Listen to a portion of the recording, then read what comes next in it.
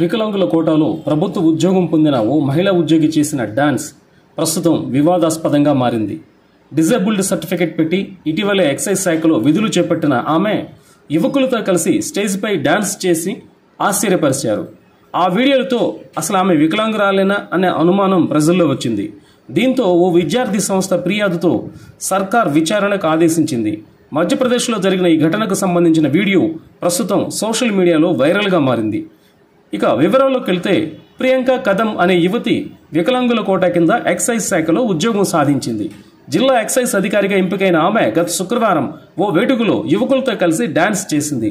ఈ video viral కావడంతో ప్రియాంక కదం వికలాంగురాలు కాదని, ఆమె చక్కగా డాన్స్ చేస్తుందని, ఫేక్ సర్టిఫికెట్లతో ఉద్యోగం సాధించిందని, వెంటనే ఆమెను జాబ్ నుంచి తొలగించాలని విద్యార్థి సంఘం నేతలు ప్రభుత్వ ఉన్నతాధికారులకు ఫిర్యాదు చేశారు. వెంటనే స్పందించిన అధికారులు ఆమె ఉద్యోగ నియామకంపై ఎంక్వైరీకి ఆదేశించారు. అంతేకాక ప్రియాంక కదంను జిల్లా ఎక్సైజ్ అధికారి పదవి నుంచి తొలగించి ఉజ్జయినిలో ట్రెజరీ అండ్ అకౌంట్స్ విభాగంలో అసిస్టెంట్ ఆడిట్ ఆఫీసర్గా నియమించారు. విచారణ పూర్తయ్యే వరకు ఆమెకు జిల్లా ఎక్సైజ్ అధికారి పోస్టింగ్ ఇచ్చేదే లేదని తేల్చి చెప్పారు. అలాగే వికలాంగుల కోటా కింద ఎంపికైన అభ్యర్థులందరినీ భోపాల్లోని All India Institute of Medical Sciences వైద్యులు వారి సర్టిఫికెట్లను ధృవీకరించాలని కోరారు. 2017లో బాత్రూమ్ నుంచి పడిపోవడంతో తన తుంటికి తీవ్ర గాయమైందని ప్రియాంక కదం తెలిపింది.